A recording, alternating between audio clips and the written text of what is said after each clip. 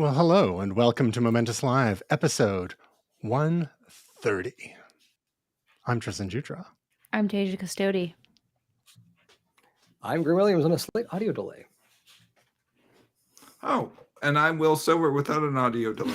No, that didn't come And through. we are a finely oiled machine that you can check out at momentous.tv/links, momentous.tv/team, and momentous.tv/podcast for the audio version of this weekly live extravaganza.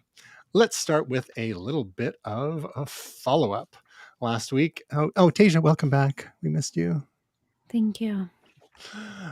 Last week we were talking about what seems like the annual hand-wringing over iPhones getting hot, and iPhone 15 and 15 Pro were no exception.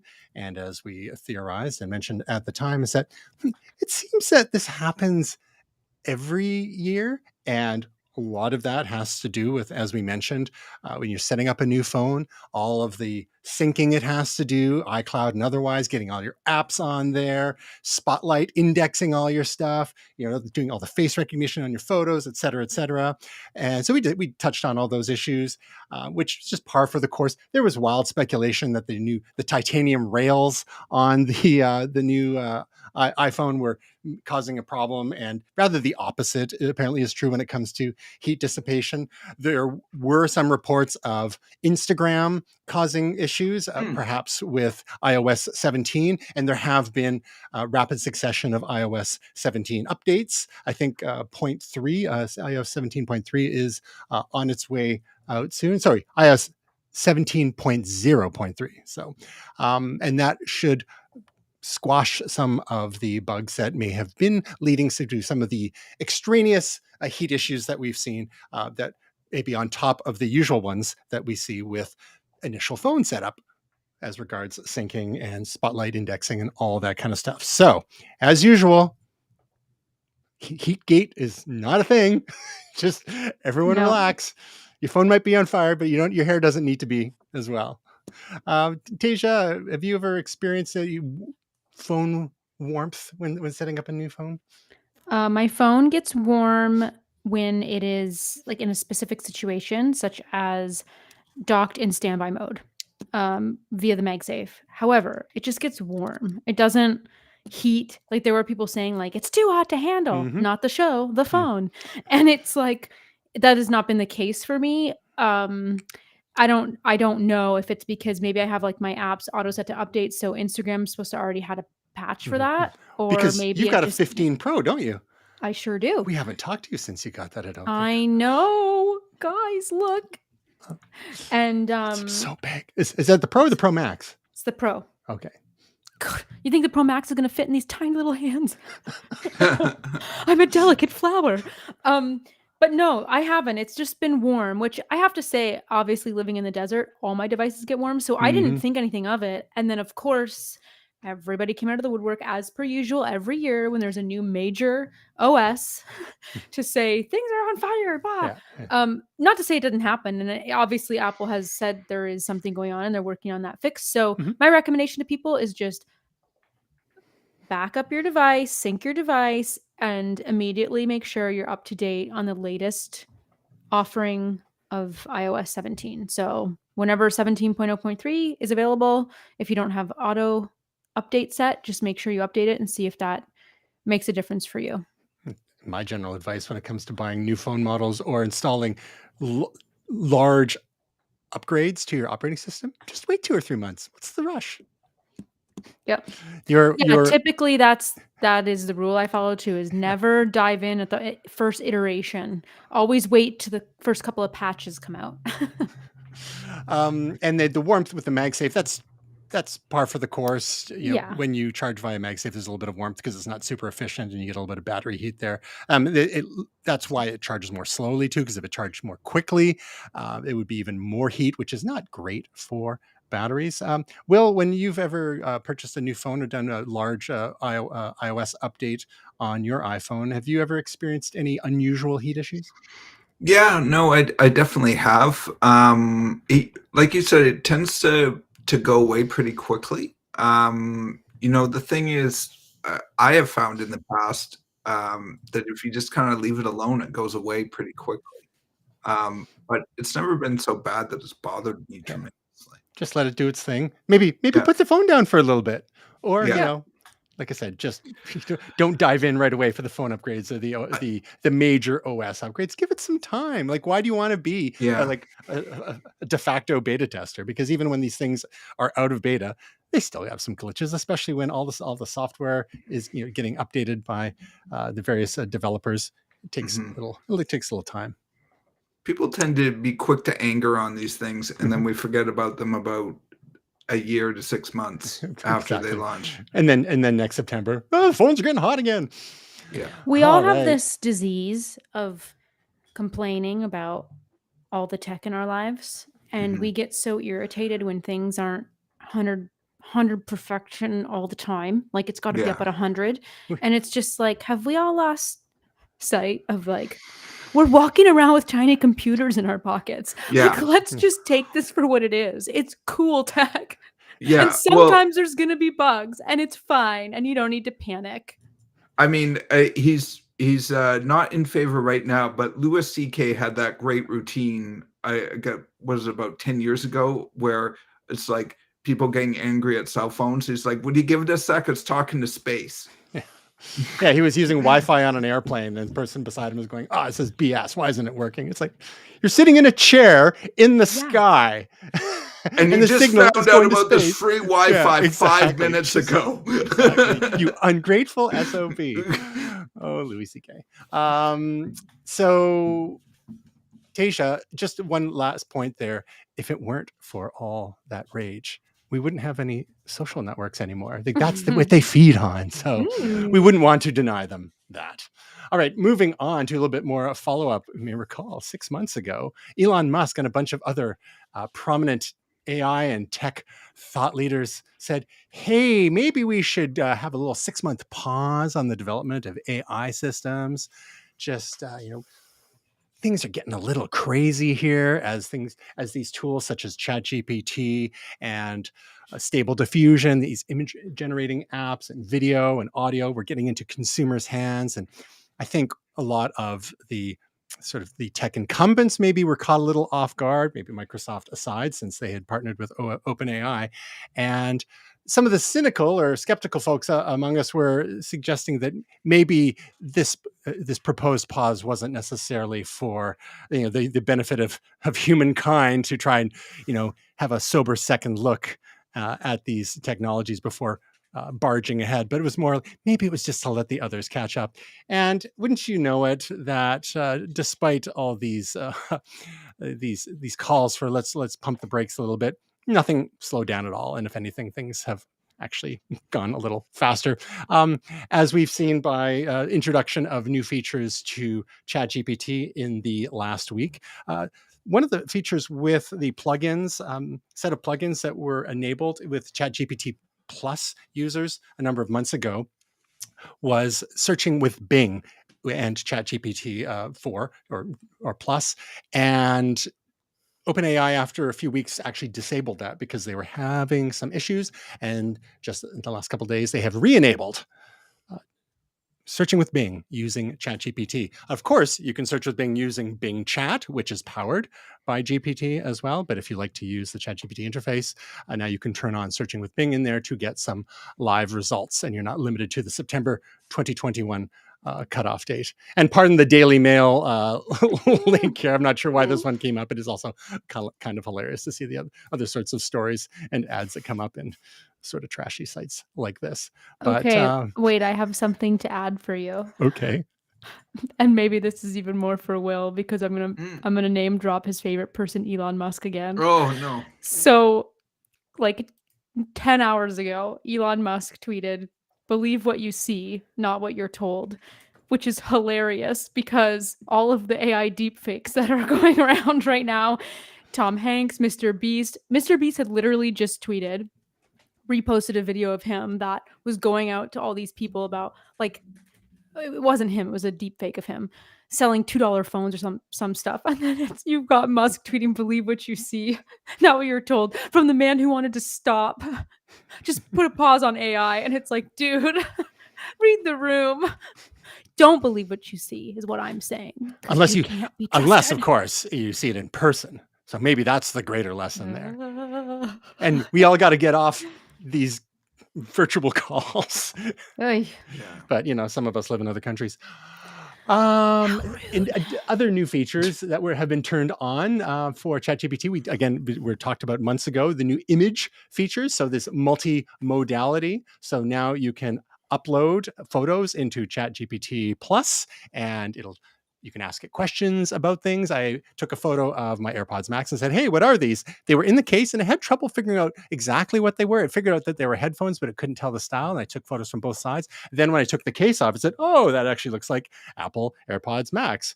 And then I asked it to find the lowest price nearby, and it kind of went, because sometimes it has trouble doing like speaking of the multimodality, like you can do the image stuff or the live web search, but it seems having trouble doing both at the same time.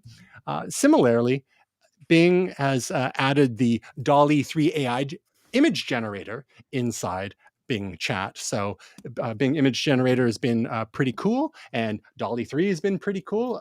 And recently, OpenAI announced that ChatGPT has DALL-E built into it now. So again, this is for Plus users, so you can create generative AI images right inside the ChatGPT interface. Well, now you're able to do it within Bing Chat 2, which is basically more natural language and fewer esoteric or cryptic commands. I think Midjourney, Will, you could probably attest to this, as the most most of the highest or steepest learning curve for getting the best kind of results. So what these later models are trying to do is get more natural language type of requests in there. And for example, if you wanted to have a banana bed as created by DALL-E 3, I asked it to create an image of a waterfall, a jack-o'-lantern taking a shower in a waterfall, except instead of water it was spiders. And it was actually some decent versions of that. Maybe I'll dig that up and include that in the show notes. So lots of updates for these tools. One other thing that we don't have a link for, maybe I'll find one, is that in the ChatGPT app now, they've turned on the voice interface, which is pretty cool. So now you can actually have a conversation in real time with the chatbot, and when it works, it's pretty. Let's see if I can. No, that's the wrong button. I'll have to get it going later. I was having a gay old time with ChatGPT last night. You can choose, I think, from 5 different voices, and you could even get it to like make up a podcast on the fly for you based on its knowledge base. Like especially if it's something about older information, like historical or otherwise. Hopefully it's not totally inaccurate. But it was wild. Like you just back and forth. It's listening when you've got it activated. It's listening all the time, and you can just have like a natural conversation with it. So we're getting closer and closer to the Star Trek computer. Gray, is this the future that you've been waiting for? Yes. As long as you have no follow-up questions. Like the natural language approach, being able to speak to it, having current information. Yeah, we didn't slow down at all, did we? Like this is all gas, no brakes, like bug on tick style. Maybe too soon. But yeah, it's terrifying and also kind of awesome. I don't know what to think anymore. I'm gonna have to actually ask ChatGPT to tell me. Hey, what are some best practices for live streaming with 3 close friends and creating an audio podcast out of that? Let's see what ChatGPT says. Certainly. Here are some best practices for live streaming with friends while also turning it into an audio podcast. Software and hardware. 1. Multi-channel audio interface. To capture audio from multiple sources, consider a USB audio interface that supports multiple microphones. Anyway, mine is probably more formal than most, because in the settings, you can actually tell it the sort of feedback that you want, and mine is much more structured and more analytical. just for various reasons. Some of the stuff that we're researching, and you can have it be more conversational. Also, in the ChatGPT settings, you can tell it a little bit about yourself. That was a feature added a few months ago, where so if where you are, what you do for a living, and things like that, which can help tailor the answers to you a bit. Anyhow, things are progressing. Anyone else here? So, do any of these features, these multimodal features, the ability to upload images, the ability to speak and have almost like a natural sort of conversation with a tool like ChatGPT, any of the three of you, does this encourage any of you to upgrade, assuming it was in the budget? You I know I'm already cheap. did. It was my last few pennies. So, how about you, Will? I know you're paying for Midjourney. I am already paying for Midjourney, so one AI. That's it. But Midjourney, does it talk to you about your feelings? No, and I'm happy for that. No, it really can. You can say I'm feeling blue, and the next image you get is going to be blue. So. All right, so let's move on to a little bit of new news. Meta Connect 2023 happened last week. There was a live stream from Meta HQ in Menlo Park, California. Live version. So Apple has continued to do the slick pre-produced keynotes. Many of its tech brethren have moved back to more of the actual live style, and with mixed results. I honestly kind of like the little bit of chaos that you get with the live style, as opposed to just like sitting and watching a canned event. However, if you're not 100% prepared, or sometimes you could be subject to tech gremlins, and even with Apple events in the past, when they're doing them live, there were the occasional glitches. Famously, Steve Jobs had to get everyone in the room to turn off their Wi-Fi once because they were having Wi-Fi performance issues in the auditorium. But in this case, Meta had to delay the live stream by half an hour, which is not a great look per se. But once it got going, they dug into a number of announcements, including the unveiling of the Meta Quest 3 VR goggles, the Ray-Ban smart glasses, and all sorts of fun and exciting Meta AI tools, including some chat buddies.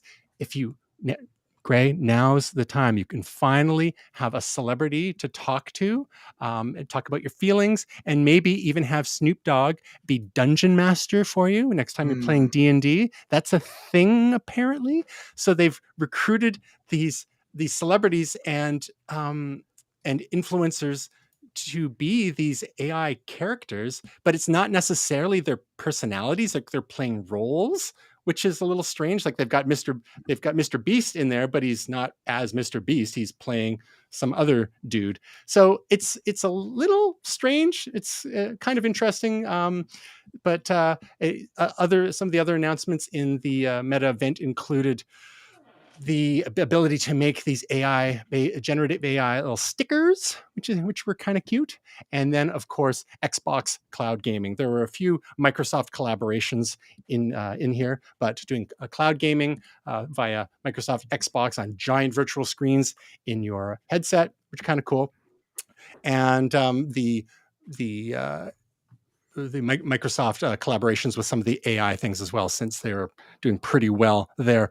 Gray, as a owner and user of previous versions of Meta Quest, and you got it back when it was the Oculus Quest, I believe. What are you seeing here with some of these new features? Apparently, it's only $500 US, a fraction of the price of the Meta Quest Pro, which just came out last year.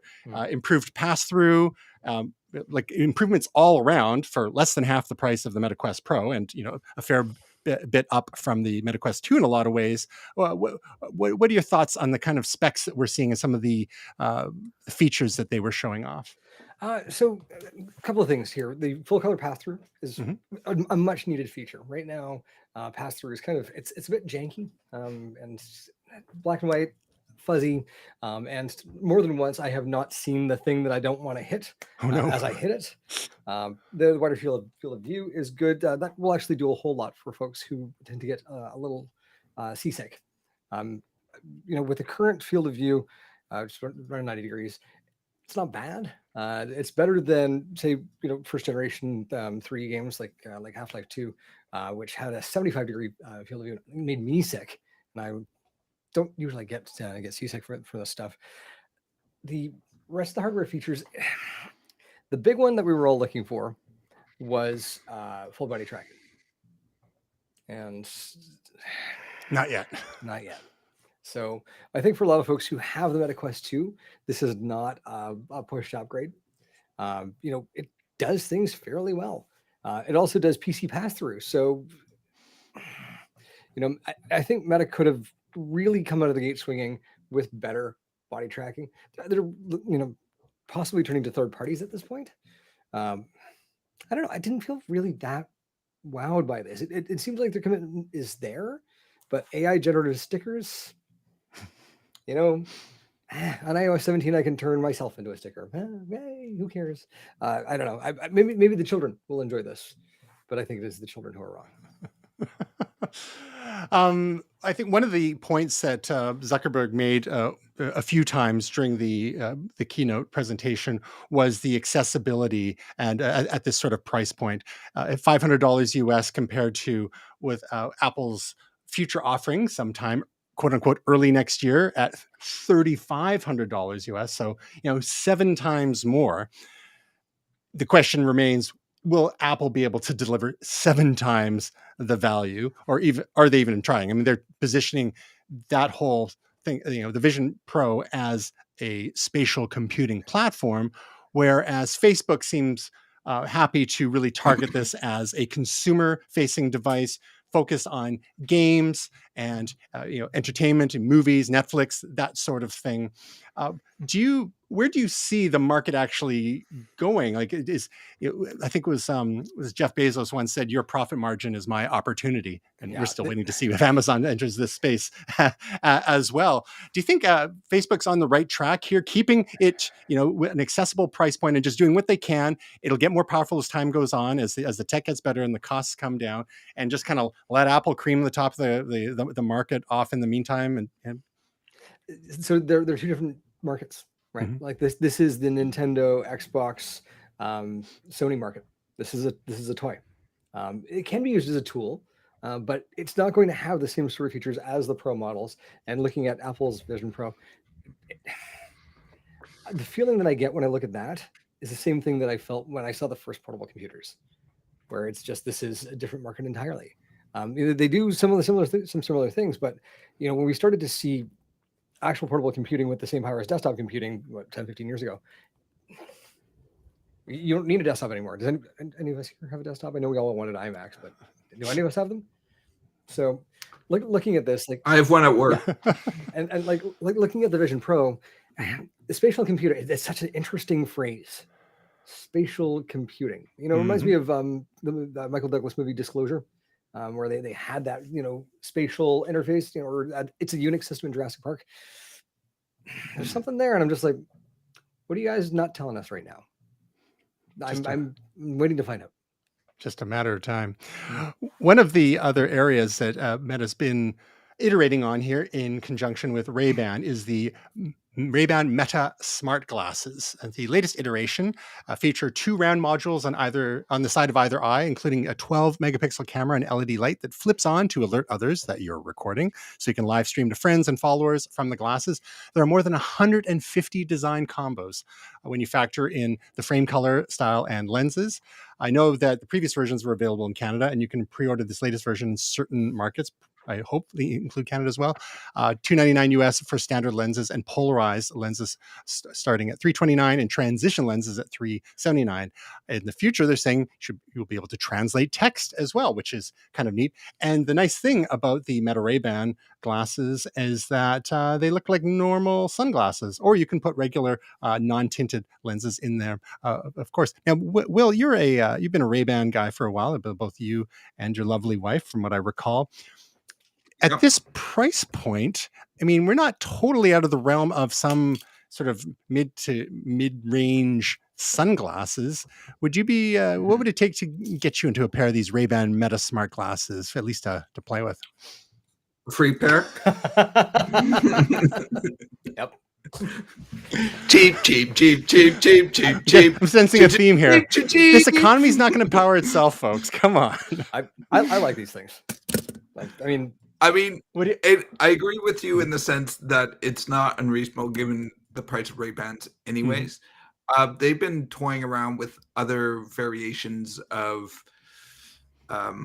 cameras. Last time I went in and got glasses, which wasn't that long ago, they had some on display for, taking pictures. It's kind of creepy. It's gotten to the point where it almost looks like spy technology from the 80s. It just looks like a screw hole or something on the front. They've always made it look aesthetic, like you don't have to tell people, like, hey, I'll just go into the girls' locker room. Yeah, exactly. So, it's just it's the nature of things. I get it. I'm not gonna get a pair, but it doesn't mean that I necessarily hate them. But yeah, I'm not gonna spend my money on it. I think one of the things I was reading is like, podcast from your glasses or something. It's just here we go. Do you guys not remember 2013? no. Google Glass. Oh, yes, I do remember. Hello. And everyone was like, what Glass is hole. this? We can't, there's no way this is going to happen. And it's like. but I think that's the key. Is these look more and more True. like normal glasses, right? Yeah. And the temples are a little on the thick side because they've got to store the computing power in there somewhere. But if you want to take pictures of your kids or your pets or whatever without getting your phone out, like, it's a pretty handy thing. It's a darn sight less awkward than divorcee dad in the demo for the Apple Vision Pro with the kid's birthday party. The big old thing in there totally getting in the way. So slightly less dystopian. Also slightly more dystopian in the surreptitious recording, but that's why the light's on.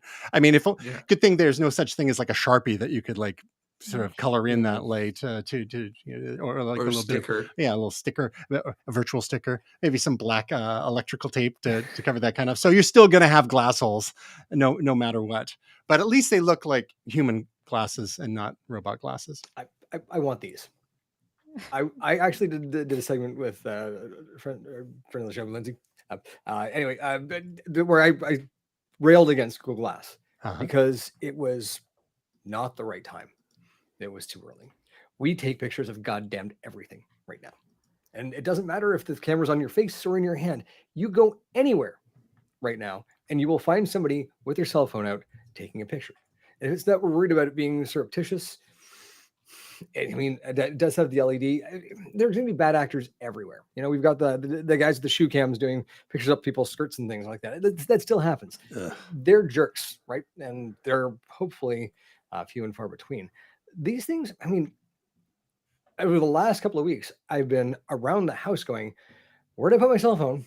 I would love people to take a picture of this right now. And then I have to jump on my Apple Watch to go find the damn thing so that I can take the picture.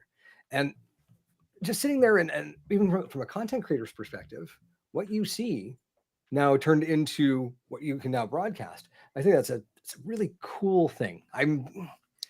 This finally hits the note for me. I want these. One question that is still unanswered for me, and we need to dig a little deeper into this, is it still doing square video? Because that's a hard pass for me. Be.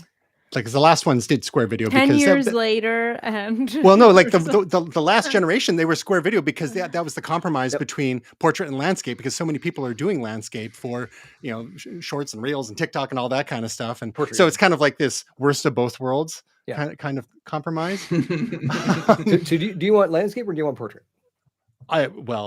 Given that my eyes are side by side, I would prefer landscape. Yes. Okay. And ideally, it would have. What's that? I've gone in the other direction. I remember that slide that you had the Muppets on it. Mm-hmm. The eyes stacked. But I watch video vertically now, and I hate myself for it. But that's how they get you. They got me. I'm in. I'm on YouTube Shorts, the TikTok. Yeah. I'm even doing the Snapchat now. Tickling the endorphins. I don't know who I am anymore. That's how they get you.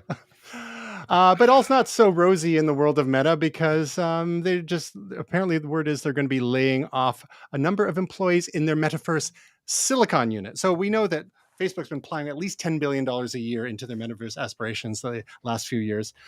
One of the lesser known aspects of that was the R&D into developing their own silicon, just like Apple has been doing with Apple Silicon, just like Google has been doing with its Tensor chips. Of course, NVIDIA is all in with their GPUs, which, surprise, are wonderful for AI applications. They're not just for gaming or for crypto mining anymore. And we still have AMD that's got some stuff going on, but Meta had been plowing a lot of R&D and money into it, and they are scaling that back. So not that they are giving up on their metaverse stuff by any means, but it sounds like they're getting a little smarter about it, and maybe they don't need to invent everything in-house. But Meta's gotten a lot more mean and lean over the last almost a year now, having slashed around 21,000 jobs since November. A lot of tech companies got pretty fat, so to speak, over the last few years, and now a lot of them are in fighting shape, including Zuckerberg. He's ready to enter the octagon. So I think that'll probably... Oh, I'd love to see that, please. Old Zuckies. Moving on from one tech giant to another, Tasia's got some news for us about Gmail, whatever that is, and how they're making it harder for bulk senders to fill your Gmail with spam. What's Google doing here, Tasia? I'm so sure you just said whatever that is. Don't even get me. So I have a Gmail rant, but I'll wait for your story. So Gmail's the goat, and there I just said it to you. I don't know the sound of goat makes. No, so anyway, no, that was pretty close. Good? Yeah, maybe go and watch the last terrible Thor movie, and you'll get it over and over again. Oh yeah. So they announced today they're launching a series of what they're calling significant changes to how it's handling bulk email senders. So bulk email, just so we know what they're talking about, are anyone that sends, I believe it's more than 5,000 messages to Gmail accounts in a day. So any company that has like a big, or medium-sized, I guess, like mailing list, now it's going to force these bulk email senders to let us, the Gmail user, unsubscribe from marketing emails with a single click, which is like kind of already been a thing, but I mean, okay, I guess. So essentially they're saying that these bulk email senders are also going to be required to provide Gmail recipients with the ability to unsubscribe with a single click, but also that the senders are going to be required to strongly authenticate their emails by following Google's best practices. So they're basically just putting the hammer down and saying, like, if these bulk senders don't properly configure their systems, like, they could easily allow phishing attacks and scams and stuff to kind of hide in there. So that's kind of what Google is getting at here, is they just want to improve security for Gmail users. I believe this is happening by 2024, if I am not mistaken. So, anything that makes our Gmail email experience better, I'm here for it. I mean, I already thought they did a pretty good job in Gmail of like on the Gmail side of allowing us to do it, but this is just forcing those bulk senders into it, which I like. I guess the one angle that Gmail has here is because so many people have Gmail accounts, they can enforce things at the policy level, like across their entire platform, as opposed to people who are, running their email off of some random server, be it Bluehost or whatnot.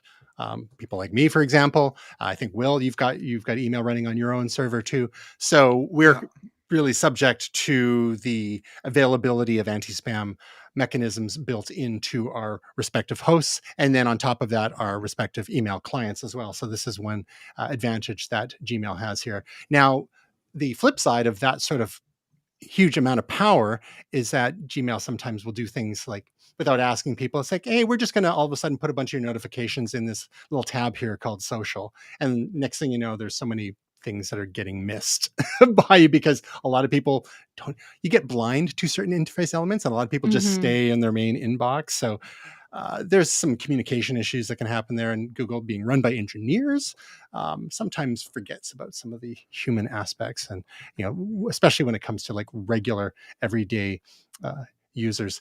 My little, just if you'll humor me, little rant on Gmail is that for some, I've never had a Gmail account all these years. And I went, Goodbye. sorry, and because I've had no need to, having run our own email servers either on site or off site, and for some reason there was I wanted to go and register just like my username, my typical username at gmail.com. I thought I had done it in the past. I was pretty sure I had done it in the past. And so I went to go do it again for there was something that required me to have a Gmail address. I was like, ugh. It's kind of like how there was one point in time where you absolutely had to have a Hotmail address to use Skype after Microsoft bought Skype. I remember that. And then I was like, that's why I ended up getting a Hotmail address and even though I never really wanted one. And a lot of people ended up with Google Plus accounts for a certain period of time in order to use YouTube and so on and so forth. So I go to check on the status of my username at Gmail, and it's taken. And it's not that anyone else is using it; it's just gone. So I think what might have happened at some point is that I maybe got halfway through registering it, and it's kind of in this limbo. And good luck getting any kind of customer service. The same thing with us trying to get at MOMENTOUS TV for Instagram. Like, it's not being used by anyone, but it's not available somehow. So did I at some point try to register it and got only halfway through and then got distracted by a shiny object? Probably. And good luck getting any customer service from any of these tech giants, right? Like, we're not the customers. We're the product. The advertisers are the customers, in case you haven't been. Well, they're screwing that up too. Yeah. Anyway, so that's my little Gmail rant, because don't even get me started. Don't get me started. Don't even get me started. Too late. But Google's not done. Both Google and Apple are making some changes to their podcast situation. On the Google Death Watch, Google is killing Google Podcasts. So they add killed that it to the list. They stuck that gun to that head. It is dead. It was like, you have like a day's notice. Goodbye. What's the tally now on dead Google projects? I mean, it's become a punchline at this point. But so what they're doing is Google punchline. is they're getting people to move over to YouTube, because of course that's the natural platform for audio podcasts. And so great, fine, whatever. And but by the same token, Apple is also making some moves and increasing the capacity and the feature set of Apple Podcasts. And I think they're rolling audiobooks into there and some other type of like radio programming and whatnot. So it's not just a podcast app anymore, but it's an audio app. So we're seeing changes on both sides there as everyone is kind of jockeying. I think both of them may sense a little bit of weakness with Spotify right now, because Spotify went hard into podcasts a few years ago and paid big money for exclusives from Joe Rogan and Harry and Meghan and I think the Obamas maybe and others. There were a lot of splashy cashy going on, but they've got a lot of market share, to be fair, but they're not making any money. So the whole idea of having podcasts on Spotify was that it's cheaper for them to serve up podcasts to people because they weren't having to pay royalties like they do to musicians and record labels. So, hey, let's get people listening to less music and listening to more podcasters. But wait a sec. They didn't figure out a way to make money because most podcasts have their own baked-in ads or on their own ad network. So I guess they didn't think that through all the way. And now Spotify is kind of rethinking and retooling what they're doing on the podcasting side of things. So I think that's part of the backstory here for what Google and Apple are doing. I think Google only ever had in the single digits of market share with Google Podcasts. I've heard between 1% and 3%. Apple is still quite large, but they're second place to Spotify, I believe, at this point. So Google's like, well, YouTube's the stronger brand here. Let's just jam people into YouTube Music, because that makes sense for podcasts. And not to mention the fact that there are podcast tabs on YouTube video channels. It's also confusing. It's very confusing. More stuff for creators to do. But of course, you still cannot tie in a podcast RSS feed into your YouTube channel yet. But apparently that's coming later this year, because that would be the ideal. So we don't need to do one more thing manually. Can you tell that this is the kind of thing that is on my mind from doing in the background? It's beyond infuriating that these companies focus on the wrong stuff all the time. Can I just say, because I'm going to say it anyway, number one, how many times do we talk about you do not need to be all things to all people? knock it Yes. off. Knock it off. Yes. If you want to kill Google Podcasts, just frickin' kill it. I have had it with that. I'm sorry, Apple Podcasts. It's a horrific app. That podcast app, because I was a Stitcher person and I was forced to move from Stitcher when Stitcher shut down. And now I have forcefully been forced into Apple Podcasts against my will in order to listen to these podcasts. It's horrible UI. I cannot believe for a company with one of the best, most iconic devices of all time, one of the best operating systems of all time, they have a podcast app that freezes every day when I'm using it. It needs to be completely reset. The UI and UX is that's 2 thumbs down, in case anybody's wondering what 2 that wet sound thumbs is. down, apparently. 2 wet thumbs Yeah. down.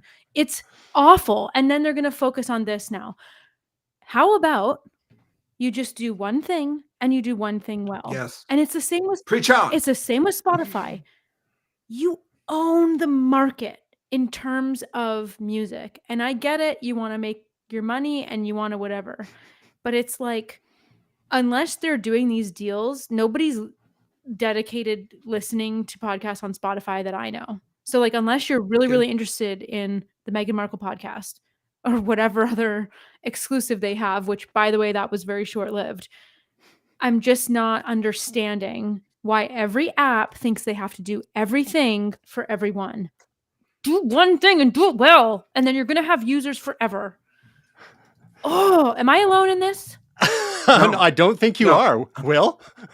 So I'm just going to expand that Please. into not just apps, but this is my thing with all, especially right now, it's crushing down on us with streaming services. Everyone had to get into streaming services.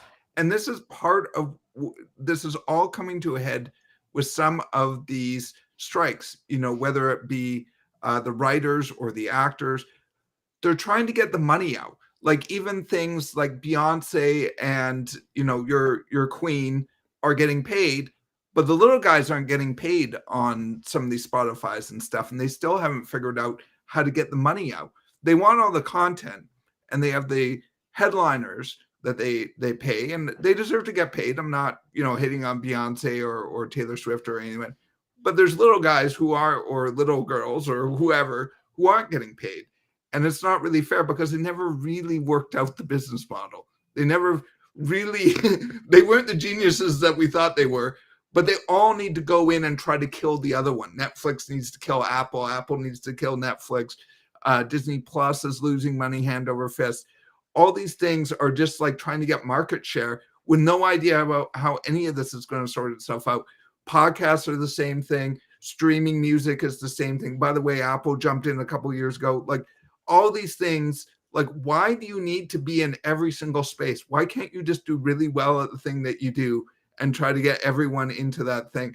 Like it drives me freaking crazy. It used to drive me crazy. There's a whole separate side rant about Adobe bloatware and like Photoshop just adding more things like, oh, we do animation now, even though we make an animation program. We do 3D. Why not? We'll just add everything in.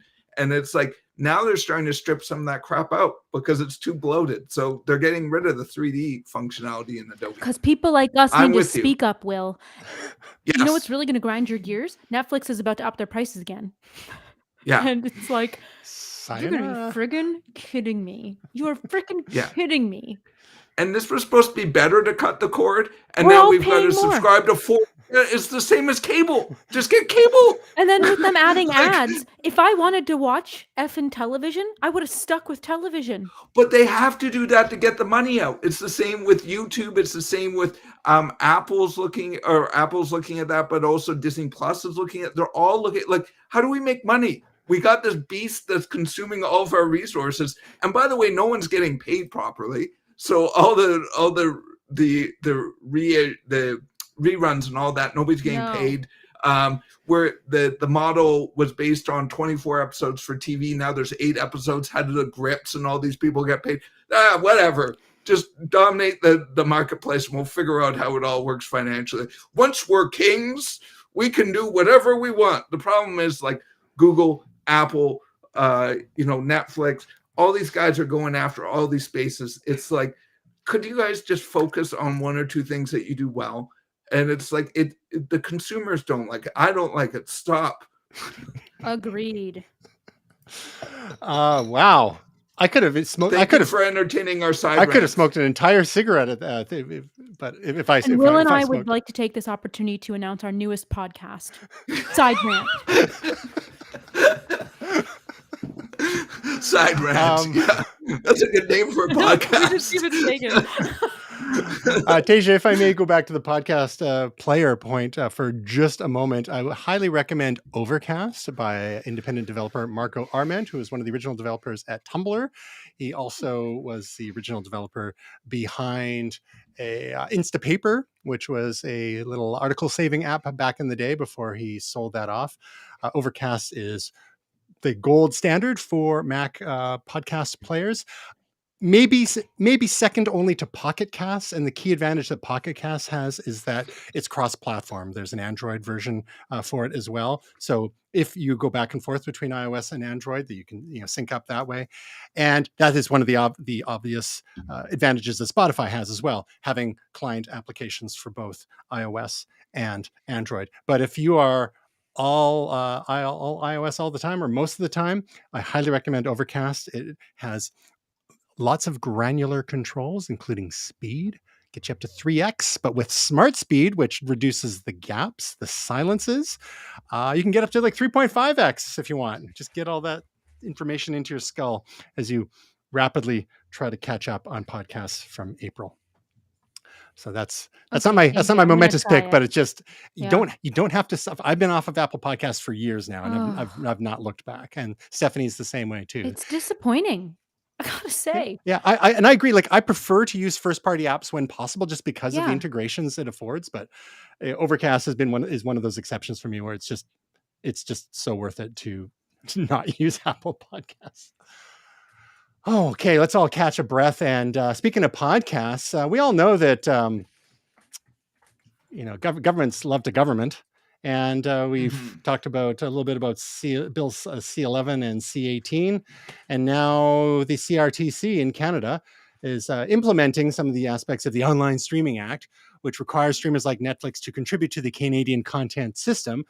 But it's not just online streamers; it's also podcast platforms, so services, streaming services, social media services, subscription television services that are available online. Radio stations that live stream online, and podcast services. Apparently, video game and audiobook services are exempt. So we got to get everyone to register with the CRTC. And what do you mean podcast services, though? So not individual podcasts, like podcast platforms that operate in Canada. So I think the devil's in the details there, whether or not it's like, it's not going to be the host, but it's like, I suppose, like Apple Podcasts would probably be one. Right. Spotify would probably be another. Main distributors, iHeart, and so on. Whether or not they have to have a nexus, like an office in Canada, is another story. But the idea is that, by modernizing Canada's broadcasting framework, they can start to implement some Canadian content requirements, like they've been trying to do with YouTube and that whole controversy with Bill C11 back in the spring. Now, I want to throw to Gray on this, but one key word here: broadcasting framework.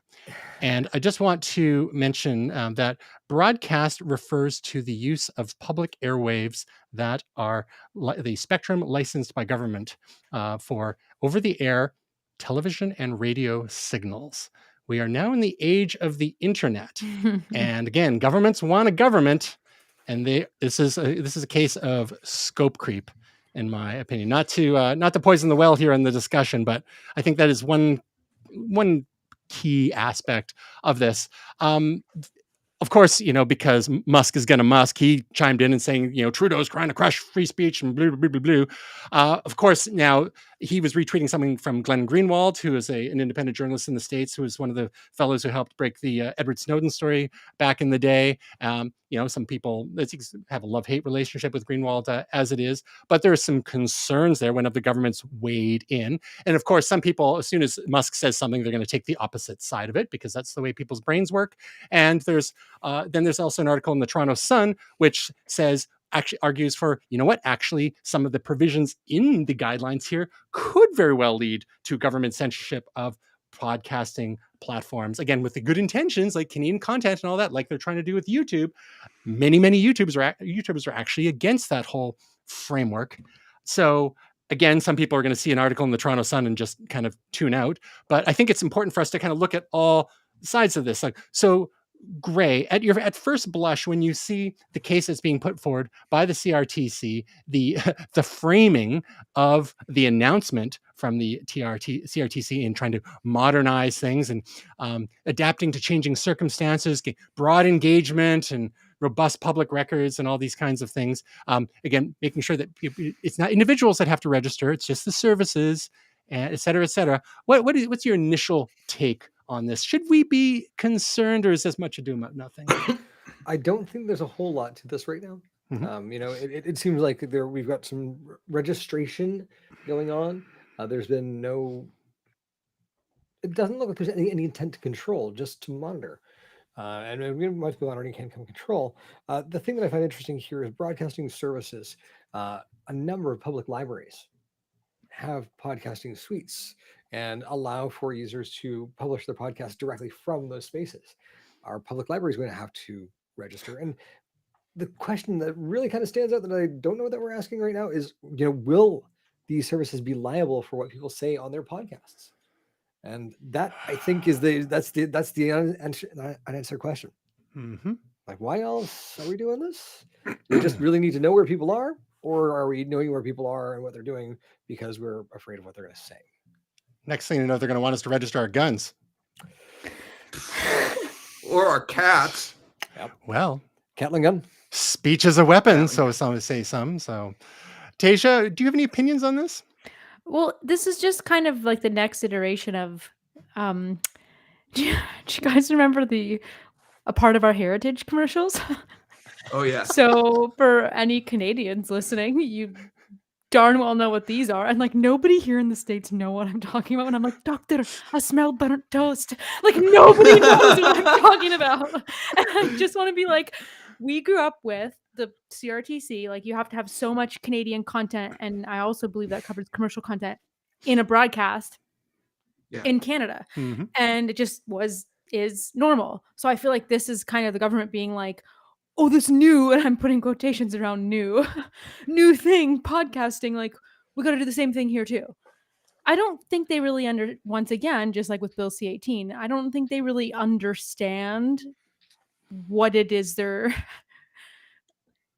they call it a framework, but I don't think they understand what the structure is that they're trying to put the framework around, if that makes sense. But by the way, just while we're talking about nostalgia, does anyone remember the Log Driver's Waltz? Yeah. That was for a long time. It was played on YTV because they were trying to come up with Canadian content once an hour or whatever. So like as a young child in the late 80s, early 90s, you would hear that like 4 or 5 times a day, like once an hour kind of thing, twice an hour. And it would just be like, because I guess they just like got the rights for it and would just like, hey, Jim, we need more Canadian content this hour. Just throw on the Log Driver's Waltz again. And nothing will get Canada on the map like something like that. We need a 4K version of the Log Driver's Waltz. We do. That's how the log driver learns. We need a super cut. Hurling down and down white waters. Yeah. Log Driver's Waltz. Sea chances were in a couple years ago. Yeah, we need a super cut. Yep, I'm in. Let's do this. I'm waiting. I myself am waiting for the reboot of Hinterland Who's Who. Yes. Anyhow, I think it's another case of watch this space. But again, like my contention is that broadcasting is is over the air. That was the Correct. whole point, is that these are government regulated airwaves because spectrum is limited. And so if you're going to use these airwaves licensed to you by government, then you've got to follow certain rules. That's why different rules apply to cable, and different rules were applying to, I mean, there's still like, some decency rules and, whatnot. But and different rules apply to the internet as well. But it's like, it's almost like they've run out of things to regulate. So let's now we're taking on YouTube and all the streamers and the podcasters, and like, I don't know, someone in the government probably hates Joe Rogan, and that's probably part of it. We got to throttle Joe Rogan or something. Not that I listen to him, but it's just like, I don't even know. So Tasia, we're counting on you to watch this space. You're going to be on the beat, to keep from afar, from your bunker in Arizona, to keep the Canadian government honest about issues like this, online regulation of America. That's right. You got to use that revolutionary spirit, and just we're gonna maybe it's time to refight the War of 1812. Okay, let's move on to something a little happier. Will, you're excited about, speaking of streaming services, Loki season 2 is coming soon. What has you excited about that? Well, in my opinion, Loki season 1 was one of the best shows that Disney Plus has produced. I think right up there with WandaVision and Andor, and The Mandalorian. It was probably the best season of Doctor Who that's been in the last 10 years. It was very Doctor Who-like. Yes. I enjoyed it tremendously, and it had Luke Wilson, had a bunch of other great actors in it, great characters. Really took a different spin on the Marvel universe, and it seems like the season has got some fun new additions. You briefly showed up there. I forget his actual name, but Short Round from Indiana Jones 40 years ago. He's making an appearance, and it's kind of apparently going to be some of the fallout from some of the movies that we've seen recently, particularly Ant-Man and Quantumania. King the Conqueror figures in there. Yeah, that becomes a bit problematic because of things that are going on in actors' lives. But the other interesting thing is, even before I saw a lot of stuff about Loki season 2, I keep on seeing these McDonald's ads referencing the Loki season 2. It's like all these references to instances of McDonald's, but yeah, I'm here for it. Okay, apparently McDonald's is going to be in Loki. But I remember that aesthetic, that late 70s, early 80s McDonald's aesthetic. I am here for it. And they had the old style signs, and that was the day where smiles were free. Mm-hmm.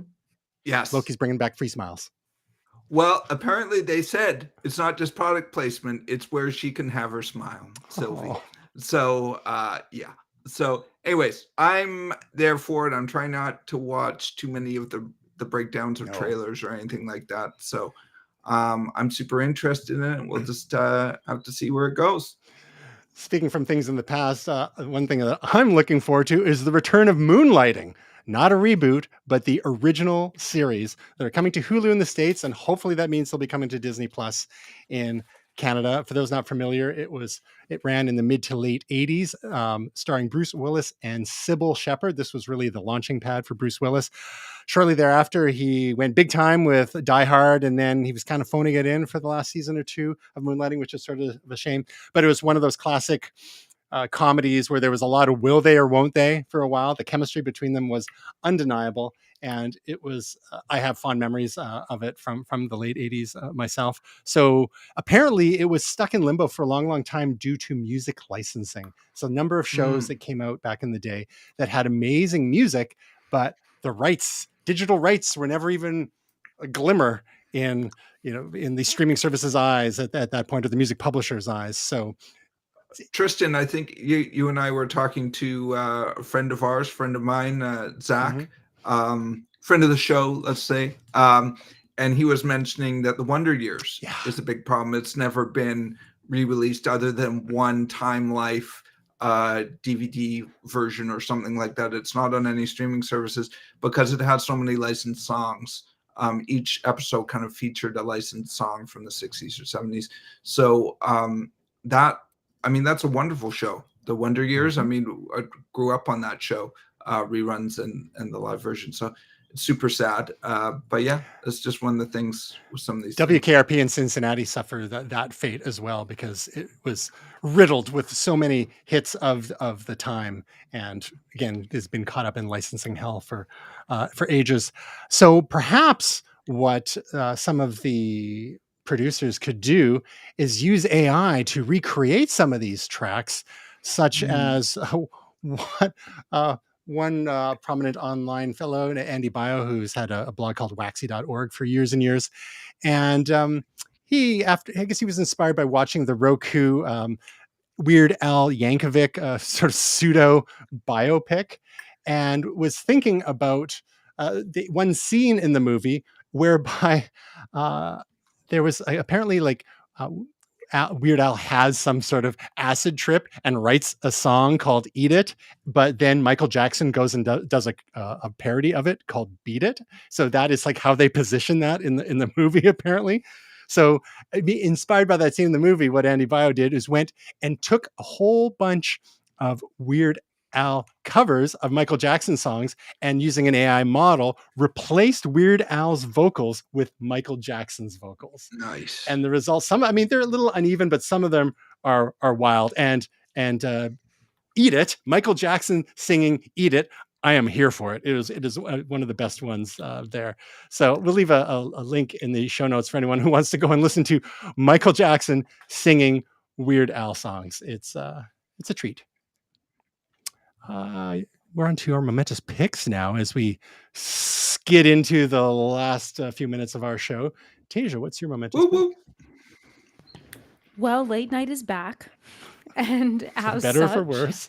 for better or for worse, I just saw a cute little clip of Neil deGrasse Tyson.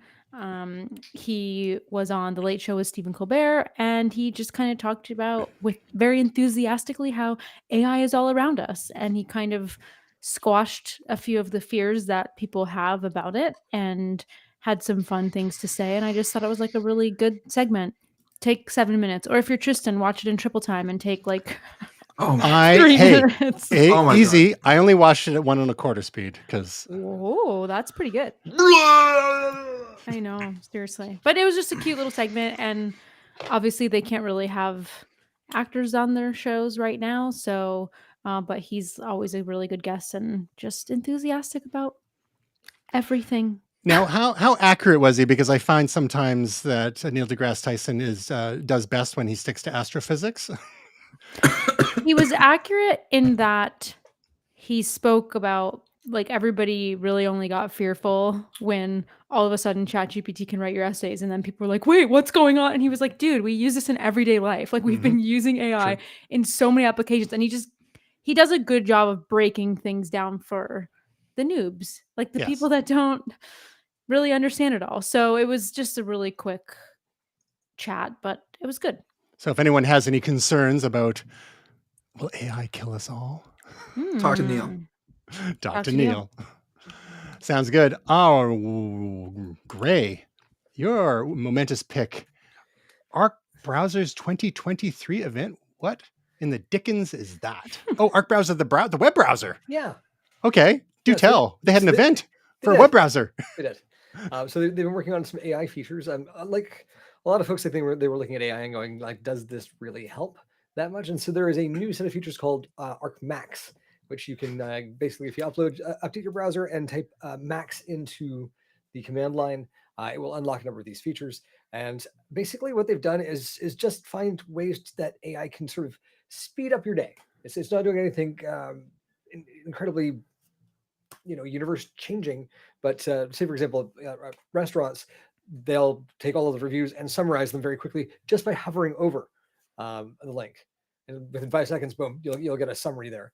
You can actually get summaries of other links by holding Shift and hovering over them. So it's neat little feature that they've got. There are a number of cool features with Arc Max, but I'd say, it's worth the 20 minutes to watch the video, and then if you haven't tried Arc, Go give it a shot. Now, from what I understand, the Arc has a little bit of a different paradigm than Yes. the regular garden variety web browser. What are some of the key differentiators? So basically, you've got almost like workspaces that sync across all of your devices, which is quite handy. The tab model is also quite a bit different. How would I describe this? Sorry, I got like 4 browsers open right now because yeah. So basically, they've got sort of like the sidebar on the left hand side. Mhm. You got your content on the right hand side, and you have almost like profiles wherein you can have sort of one for work, one for home, one for your hobbies, and yeah, it's just it's a different way of looking at browsing that feels more like computing than browsing for me. So it's kind of taking like the Google Chrome as an operating system type of thing, but not trying to run your entire computer, but just in terms of utility. Yeah. Interesting. We'll have to check it out. Now, does it sync your bookmarks and your history and stuff sync across multiple instances on devices? It does, yeah. So they rolled a feature where it didn't do that anymore, Mhm. and now they've rolled it back so that they will sync across all your devices. Gotcha. And do you happen to know which language model is powering its AI? Is it OpenAI or is it Anthropic's Claude or is it something I from don't know. Google or Let's Facebook? take a look here at the browser company, and I'll see if I can find out for you. Alrighty. So you can check out the Arc browser at arc.net, and we'll have a link to the video in the show notes as well. You can also find it at thebrowser.company. Thebrowser.company. Excellent. William, you had this pick of the week a few weeks ago before Like 6 you weeks ago or something. before you took a little hiatus, and now Yeah. you're back. Of course, we're Mhm. glad to have you back. We've got the whole band back together today, which we love. So at the time, Ahsoka wasn't out yet, and It wasn't out yet. No. but there was a little recap of Yeah. information that was available based on trailers and whatnot. And since then, Ahsoka it's not quite finished yet, is it? Tonight is the last episode. It premiered a couple hours ago, and I Mhm. think I'm gonna watch it as soon That's as I right. get I'll know- off we'll know of what we're doing here. tonight. Right, Tasia? Right? Right. What I'll say is, this is a zero spoiler show. Mhm. I think it's been somewhat controversial. One of the big sort of problems has been, from what people that I talk to and things that I read online, is people who've watched the animated shows, so Rebels, Star Wars, the Clone Wars, and some other sort of smaller properties. It kind of goes deep into some of those things. I personally, it's hard for me to untwine myself because I've watched all those things. I kind of feel like you don't have to watch those things. You get better understanding. This is actually the video that I was highlighting, was basically just a recap of everything about the character of Ahsoka that you might need to know. They were getting ready before the show, a bunch of YouTube channels. And this one, Ryan Airy on Screen Crush, is one of my favorite new rock stars, had a breakdown of every season of Rebels before Ahsoka came out. So, with 20 minutes, you can kind of catch up on the key points about the history before you watch Ahsoka. And I think it would help a lot. But yeah, it's been somewhat controversial. I enjoy it. I see why some people complain about it. I'm enjoying it overall. There certainly are some decisions that I don't love, but there's a lot of good stuff in there. I would say it's probably mid-tier on the Disney Plus shows. It's not up there with the Andors and the Lokis and the WandaVisions, but it's certainly better than whatever that debacle with Samuel L. Jackson was recently, and Secret Invasion. some of the other ones that have come out. So I'd say it's mid-tier show. It's worth watching, especially if you're a Star Wars fan. But if you're a hardcore and you've already seen Rebels and 7 seasons of politics in space called Clone Wars, I think you're probably already watching this. So I don't need to promote it to those people. But if you are a Star Wars fan or a casual Star Wars fan, and you hear these things about you have to watch 7 seasons of of Clone Wars and 4 seasons of Rebels, just watch Ryan Airy's video Screen Crush for whatever it is, 20 minutes, and it pretty much gets you most of what you need to know. Some of the feedback that I've heard seems to fall along generational lines. Those who, as you mentioned, have watched things like Star Wars Rebels and Clone Wars and the Bad Batch and a lot of those animated series, and those who grew up with the prequel trilogy seem to have more affection for Ahsoka, whereas some of the olds are like, what's this? Who are all these people? I don't know who they are. I don't give a crap about them. And I find that a little tiresome. It's like, well, why should anyone give a crap about the quote unquote original trilogy if they didn't grow up with that? So I think you just have to try and have an open mind towards these things. Like you, I found it, I think it's kind of middling. There's been some things I've really appreciated about it. It feels bigger budget than, say, Mandalorian. There's a lot of world building there, which I appreciate. And it started off a little slowly, which I'm generally okay with things that are slow. Andor was pretty slow, but it seemed to get a little bit more propulsive as it went on, which I appreciated. And again, there's some stuff I probably missed because I didn't really understand the backstories, and like, we're taking forever to find Ezra and General Thrawn, whoever the heck they are. But okay, if I watch Admiral Thrawn, exactly. Sorry, I got his rank wrong. When the Empire strikes back, I'm gonna be in trouble. Yeah. So I think you make a good point. Yeah. Sorry to interrupt. Another I know friend of the show. Ged does a podcast with Rogue Leader. Another one that I watch that's a pretty popular podcaster online and social media presence is a guy named Star Wars Theory, and he has like 6.5 million followers. He is Captain Prequel.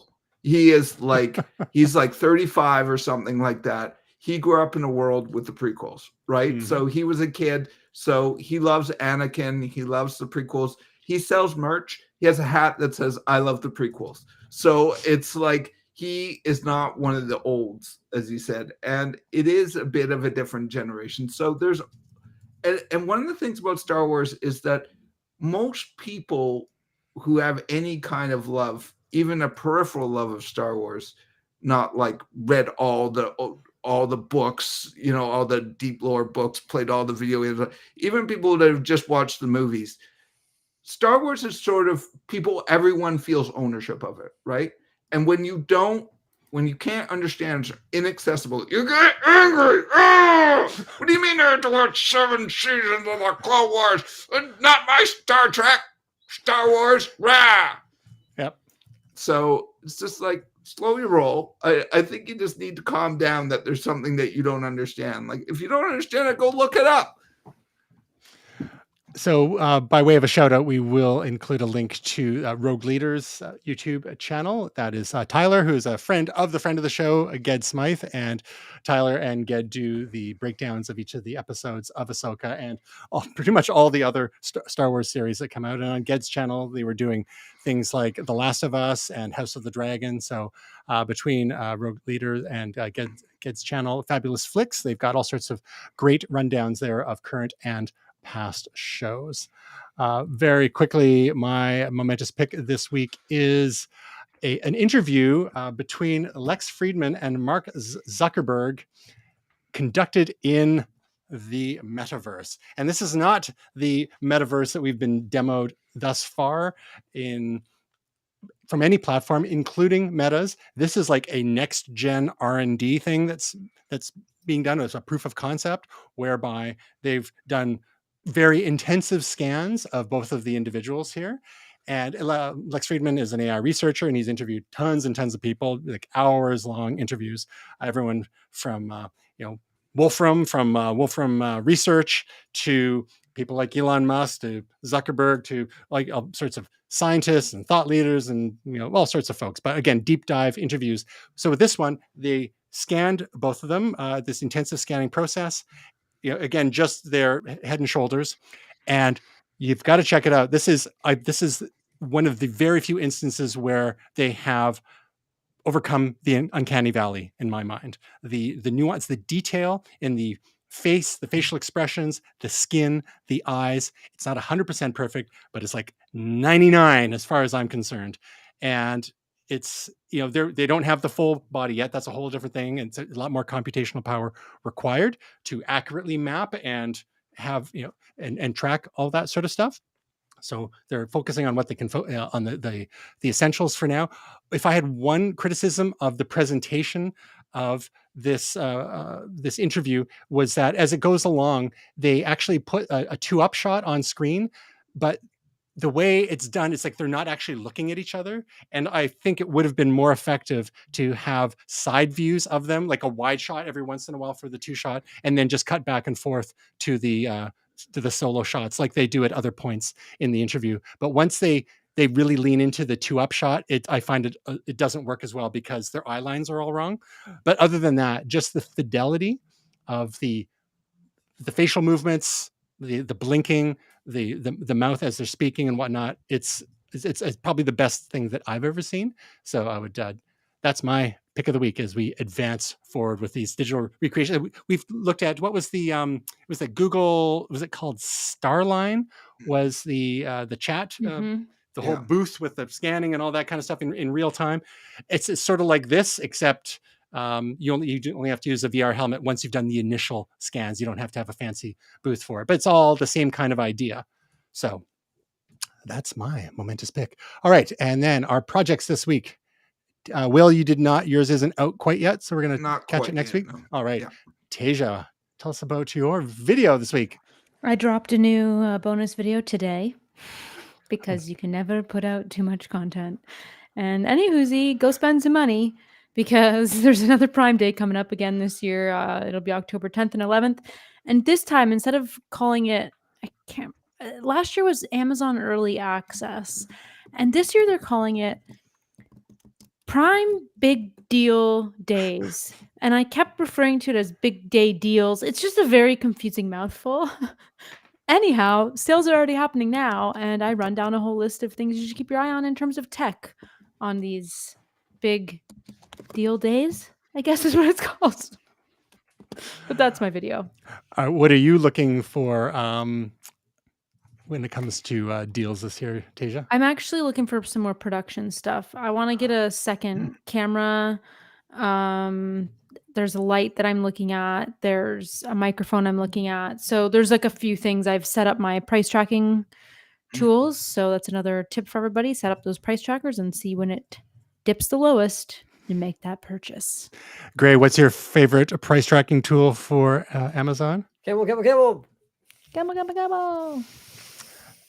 Is it late breaking news? Will actually does have a project to share with us. Oh, actually, first, Tasia, where can people find your little your videos? YouTube.com/Tasia Custodian. There, and you're still loving YouTube, right? I mean, I'm still on it. Okay.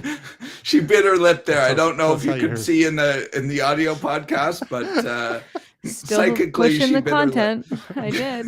Will catches what I'm putting down. Yeah. All right, Molotov. We got some scratch action. Yes. So my new looper, and it tends to be a little bit faster beats. I just submitted it last night, so it's actually a pretty quick turnaround that it's out now, at least on tabletist.net, not on Table Beats yet. Mm-hmm. This is the web version of the looper. If you're watching the video version that Tristan has up on screen, basically, 14 beats, a little bit faster, a couple slow interludes there, but all great for your loop needs. I really love the graphic here. It was kind of one that I've been wanting to do for a while, an action figure cover, and we were just talking about Star Wars. So who is he supposed to be? What, that character? Is that you? Is that well, it kind of plays on that my name used to be Crossfader Ninja. So nice. And so if you want to check out such classics as Waximus Maximus and The Whitest Guy You Know, Will, where can people find? Tablebeats.net or tableist.net and tableist.net/artist/Molotov. Excellent. And lastly, because we have so much free time, Tasia and I did another episode of AI Name the Show. And this one we discuss, are AI clones coming for your job? So we talk about a few different job categories, including podcasters that people might want to think about the future, even programmers, and then even how AI has changed the job application process. So if you want to find out more about AI Name the Show, you can find us at ainametheshow.com. And I think that's it, folks. We did it. We did it again. We did it again. Any final thoughts? Oh, there's one more thing. There's one more thing. Where did it go? We have so many extra new links. We forgot. There's a teaser for next week, tomorrow. So next week's show, we will be talking about an event which is coming up tomorrow that Tasia is going to be very interested in and probably covering minute by minute, the Google Pixel event.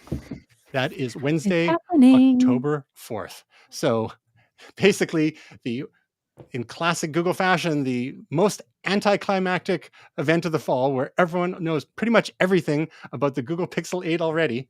Well, you can come and spend some time confirming everything that you've heard as leaked or announced by Google already. Tasia, what's up with that strategy? It's going to be great. Do you get it? Great. Oh. It's going to be great. Now, this is a comment I normally reserve for Gray, but I'm just going to say now, delete your account. All right, guys. It was a pleasure as always. Great having the band back together.